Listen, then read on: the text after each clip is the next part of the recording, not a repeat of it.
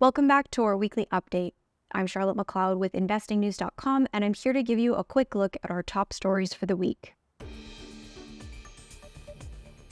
The gold price corrected this week, even falling briefly below the $2,300 per ounce mark. While that's down from levels of over $2,400 seen earlier this month, most experts aren't concerned about the yellow metals price activity. I asked Craig Hemke of tfmetalsreport.com about gold's recent pullback, and he said it's completely normal.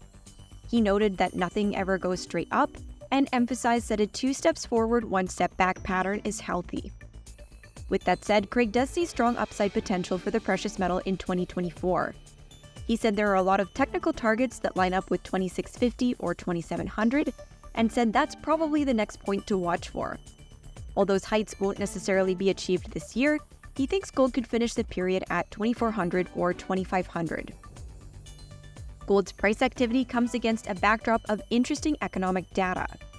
April 26 brought the latest personal consumption expenditures price index numbers out of the US, and they show that the all items gauge rose 2.7% year-on-year and 0.3% from the previous month. PCE is the US Federal Reserve's preferred measure of inflation, and it's in focus as the central bank gears up to meet next week. Attracting perhaps even more attention was April 25th's GDP report, which shows that the US economy grew at an annualized rate of 1.6% during Q1, down from 3.4% in Q4 of last year.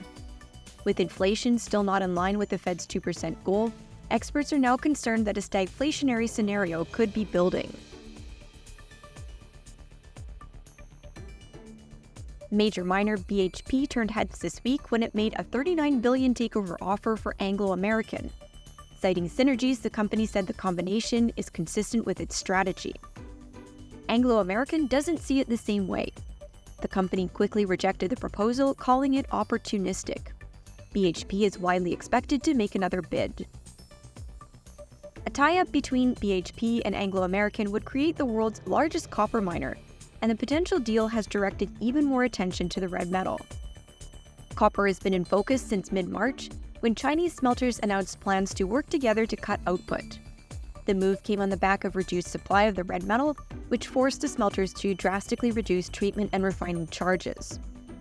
Since then, there's been broader recognition of copper's tight supply and demand fundamentals, and this week brought prices to $10,000 per metric ton for the first time in 2 years. While Chinese demand remains a potential pain point, usage from the green energy transition is expected to boost copper in the years to come. I'll leave the links to these stories in the video description if you'd like to learn more.